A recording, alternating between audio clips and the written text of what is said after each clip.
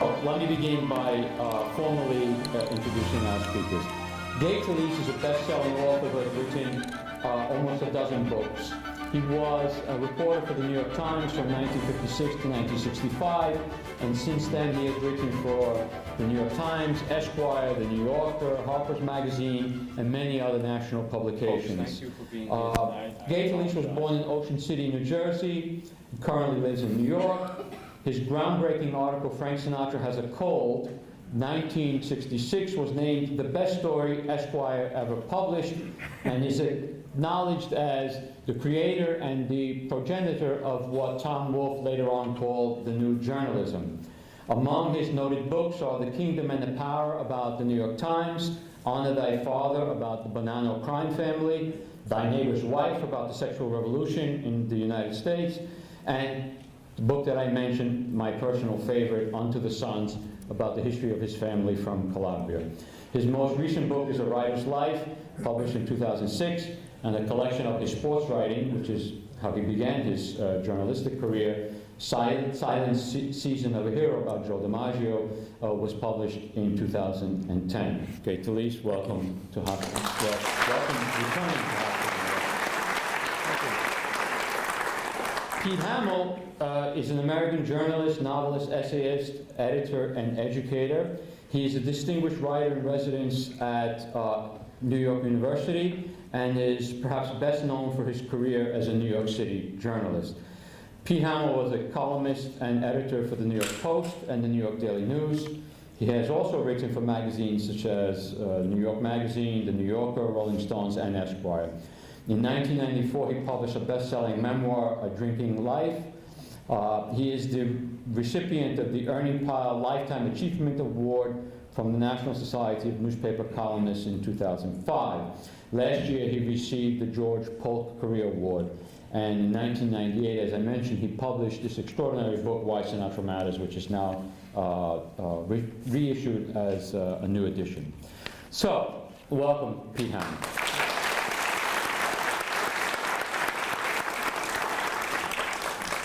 Let me begin with, I should mention that we're going to be talking this evening about immigration, culture, politics, but this is not the Republican debate, so we are going to discuss these things in a different way, because it seems to me, from the readings that I've done of these two distinguished writers, that these themes of immigration and culture and politics run through the life of Sinatra as he lived his life, and both as he was received by the American public. Talese, as I mentioned, was born in Ocean City, New Jersey. His father was a master tailor who had come here from Calabria.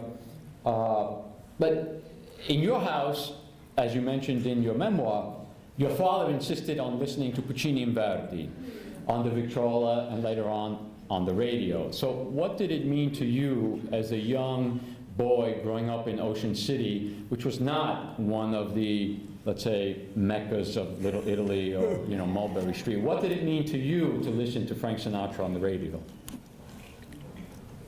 Well, in a way, it was rebellion against my father's classical education in music, at least. Are we hearing me very well? Yes. But what mattered to me and what changed my life more than my father or mother, in a way, was the radio. I was born in 1932, and in 1942, Italy, my father's country, my mother's people come from the same part of Calabria as my father. So I was, at the age of 10 or 11, in a small town, going to a parochial school, a very small parish, in a Protestant town. I wasn't sure, because my father had two brothers in the Italian army. I was telling Pete this before, but I'll repeat it with a little more elaboration now. My father came to America in 1921, became an American citizen in 1928. He was the only one from his family that came to America. His brothers and his uncles and others, his mother, all stayed in Italy. In World War II, his younger brothers were in the Mussolini's army. And as I going to a little school in a church in Ocean City, would go to the movies on Saturday with my American classmates, I'd see the war news, and the Italians were, of course, always being captured, defeated, bombed, including my father's village. And I would see these dusty old Italian soldiers in a cart being carried away to some prison camp. And I think of them as my father's brothers, because I had pictures of my father's brothers in Mussolini's uniform on the bureau of my father's bedroom. And I never knew in the beginning whether I was on the Italian side of the war or the American side of the war. I was such a fractured person. My father and mother were storekeepers. My mother had a dress shop, my father had a tailor shop, as was said. And during the daytime, they were pro-American. And in our little town, on the main street of the town, American flags were in front of every shop. Our tailor shop, next door was a shoe shop, there was a haberdashery down the street, there was a food market. Everybody was pro-American, especially people my age, or some of you, might remember World War II. It was a time of great patriotism, particularly in small towns, where there wasn't much mixture of anything except the dominant society, and that was white Protestant in my town. So, being confused about my own right to be an American, because I wasn't sure where I belonged, one of the things that changed my life was listening to the Lucky Strike hit parade on the radio, and Sinatra was then emerging as a real voice. And my father, as was said, was playing Italian opera, and when I came home from school, it was only opera on the record player. But I was almost furtively singing, not singing along, but listening to Sinatra sing. And as Sinatra became increasingly prominent, accepted by the larger American audience from coast to coast, became accepted more than any Italian American of my time as a success story. The other people who were in the news of my generation with Italian names are all gangsters. Lucky Luciano, in a whole World War II, they were in the news all the time with those Italian names, but always with organized crime. And it's true that there were some sports heroes. Joe DiMaggio was the same generation, but DiMaggio was a solitary figure, a singular figure, a great athlete on the field.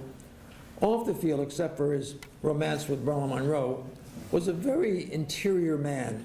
I read a book once about DiMaggio, and said that he never had dinner with the people who played on the great Yankee teams with him. And DiMaggio was not a person that would get involved in the politics of the time. He was just a solitary star on the field. Sinatra was not a solitary star. He was a pervasive presence in our country and an American success. And as Sinatra became more and more accepted by the larger American population, appreciators of not only his music, but his political certitude and his driving force to be democratic in the way he lived, embracing in his orchestra and people that he associated with, Jews and blacks and people. He was a very, very inclusive man, a fighter for the democratic principles that all of us live by. We think we do, but there's such hypocrisy mixed up with all this, as we know. But I believe that what Sinatra did for me as a teenage boy was make me feel more an American. He helped me to feel that I was an American, not an Italian, not an immigrant son, not a tailor's son, but a really American. So I never was able to tell him that. I never was able to have the opportunity to say that until such as tonight, recently, because I wasn't aware of it until years later. And so only about a month ago, I happened to meet Nancy Sinatra at the Paley Center. There was an occasion when she was there and other people that knew Sinatra was there, and I was asked to be part of it. And I told her that, and she said, "Oh, that's the nicest story I ever heard." And I was so glad I had an audience.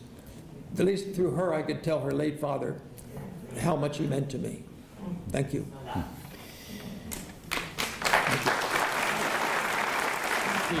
Pete Hamill, you're from the same generation, but from the, let's say, the other side of the ethnic tracks, from an Irish community. At that time, Bing Crosby was the great crooner on the radio. So how was your introduction to Frank Sinatra? What did it mean for an Irish kid to be listening to an Italian crooner, you know, in Brooklyn in the Well, 1940s? My parents were immigrants too from Northern Ireland. They didn't come together. Hello, hello. Can you hear it? They didn't come together. They met, you know, in New York. My mother, with perfect Irish timing, landed the day the stock market crashed in 1929, and ended up with a job at Wanamaker's department store and then other places. But when they met each other, my father had lost a leg playing soccer. He had his left leg smashed. He was taken to Kings County Hospital in Brooklyn a year before penicillin, years before penicillin. And by the morning, gangrene had set in, and here came the guy with the saw. And they met at a dance hall that's still there called Prospect Hall. You might see the funny commercials every once in a while on Prospect Avenue. Hey, this is Prospect Hall, you know. And she noticed him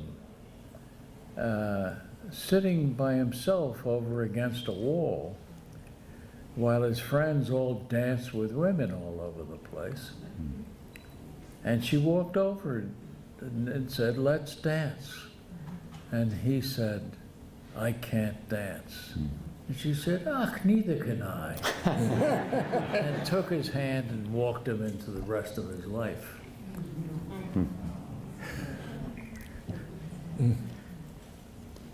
But there they were. They worked and they worked and they worked and they worked. My mother worked in a box office of an RKO theater. My father worked first in a place making bomb sights in Bush Terminal, and later in a place that made fluorescent lights, which I never wanted to see again as long as I lived. They turned everybody in the kitchen blue. They still do. We lived in a tenement that had hot water but no heat. So I loved doing the dishes to warm up. And our life really began as Americans when Mrs. Caputo came across the hall and taught my mother how to make the sauce. And that was the beginning of our lives. It's no accident that at least two of my brothers and my sister all married Italian guys. It had to be the food. Yes. You know? I don't know if you know this book that just came out by Paul Moses called A Most Unlikely I Union. haven't read it yet. Yeah, I mentioned it to a colleague of mine, Patricia Navarro. I don't know if she's here. And she emailed me back. She said, I have 32 cousins, Irish-American cousins. 31 of them married Italians. The 32nd one who married Irish guy got divorced. I said, I have to tell the story. That figures too. Well, my wife is half Irish and it's 57 years of marriage, so something's working. Yeah. A guest, honored guest, Nan Talese, publisher of Talese. So anyway, you know, my mother worked during the day and then later worked at a box office in a theater at starting at 5 o'clock. So all day long, she would listen to WNEW, either Martin Block or one of the other stations, one of the other programs, and therefore got more than Bing Crosby. And Bing Crosby, by the way, was in many ways wonderful in what he did, but he was not urban. Along came Sinatra. And you could, I was a boy, but I could hear it and say, that's more like the world I live in than There's an the extraordinary... guy from Walla Walla, Washington. Yeah, there's this extraordinary quote from Pete's book. There was a tension in Sinatra, an anxiety that we were too young to name, but old enough to feel. Yes. Yeah. And this is the urban, Yeah. exactly. Well, but this is the urban experience of the Yeah. immigrant. And also in Pete Hamill's book, he writes that Sinatra became inseparable from the most powerful of all American myths, the myth of the immigration myth. Myth used in the sense that not that it's not true, but myth in the sense of the way myth has originally been, from the Greeks and Romans, a story that tells a larger truth. So that is Yeah. what I find extraordinary. And which, in almost every case in a city like New York and in other parts of the country, the immigrants brought gifts to us. They brought food, they brought music, popular music, because remember, they were not people who had lived at the La Scala to watch opera. They didn't hear opera till they got to New York and could hear it in the window in August because nobody had air conditioning. But they gave us these amazing gifts while we were getting to know each other. And we had things, street games, stickball and other games, softball in the park, Prospect Park, that also mixed us all together. You had, in our group, I had Vito, Pinto, and Huey McAlevey in the same group. And when we all went away into the services in the 50s and earned the GI Bill, we came out and were able to have lives that were not identical to what our fathers did. My father worked in a factory. I ended up writing for newspapers because the gifts that the GI Bill gave me. I was able to sit at Pratt and hear artists speak about composition and craft and the importance of trying to be excellent. And at the same time, there were no speeches about America the Beautiful or any of that stuff. There wasn't that at all. It was saying if you work hard and obey most of the rules, you're going to do okay in America. Yeah. You'll be okay. Don't worry about it. And that was a promise that was kept. And you have this incredible line in the book where you say that Sinatra's gift was to remind America what we were about, to redeem America at a moment when America didn't think it needed redemption. Yes. It was an extraordinary line. Yeah. And also this business of, let's say, the situation today. I was thinking about this when I read about, let's say, just last week, this report came out of how mortality rates for white people, middle-aged, are rising when, mortality rates for everyone else are going down. What does Sinatra say to us today when perhaps the social contract is not what it used to be? It's not like, I can say to these young people, oh, you're going to graduate from Hofstra, you're going to go work for an organization or a corporation for 40 years, you're going to retire, they're going to give you a gold watch and you'll live happily ever after.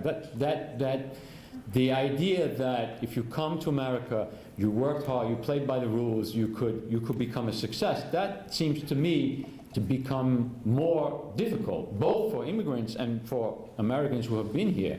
So what can Sinatra say to these young people who, like our students and our musicians, what does Sinatra say to them today? Okay. I think anybody who is skilled enough to be a musician is in an occupation that's close to angelic. Because musicians are part of a world art. If you can play an instrument or sing well enough to be in a chorus or solo, you can communicate, even if you don't have a facility with a singular language. You can communicate to the world. I once, about 4 or 5 years ago, I was in Argentina traveling around with an opera singer. It's a magazine piece. And while I was in Argentina, I heard the great conductor and musician Daniel Barenboim, who had an orchestra made up of Palestinians and Israeli young orchestra. And they were just inspiring to listen to. But on the political side, I thought, if everybody in the world could play an instrument or participate in music in some way, we would have no war. And, you know, so Sinatra, through his music, in front of orchestras of all kinds of people, or friends, whether it's Sammy Davis and Joey Bishop or whoever, he was living an egalitarian society within a family relationship, living a democratic way, having associated personally with so many people from so many different backgrounds. And outside of music, with the possible exception of journalism, which Pete and I are emeritus figures in, but I don't know that there's an opportunities to associate on a personal level with people whose backgrounds, whose religions, whose color is different from your own. When they talk about, as they started about 30 years ago, about diversity, it's really an important thing. And just if we get back to journalism away from music, just briefly, because I know more about journalism than I do about music, obviously. But journalism allows people like Pete Hamill and me, both of us, the sons of an immigrant background, to work in the English language. Now, for Pete Hamill, the Irish people have a great tradition as writers. And Pete Hamill is not the first great Irish writer. Believe me, they have a lot of writers. Not so me, because the Italian people did not come to this country as Pete's people did, speaking the language. We had to learn it. And also, most of the Italian people, like me and all the other Italian names I know, whether they're Sinatra or Coppola or Scorsese or Lady Gaga, they're all from southern Italy. Southern Italy is a largely illiterate part of the nation. No offense, believe me, but it's true. Because the people from south of Naples to Sicily, through decades and even centuries, were almost in a feudal society until the beginning of World War II, or to the end of World War II. And they were dominated by a kind of severity of the Bourbon Catholic Church, which encouraged illiteracy because to be literate was to challenge the teaching of the language of religion as imposed upon them by the Vatican.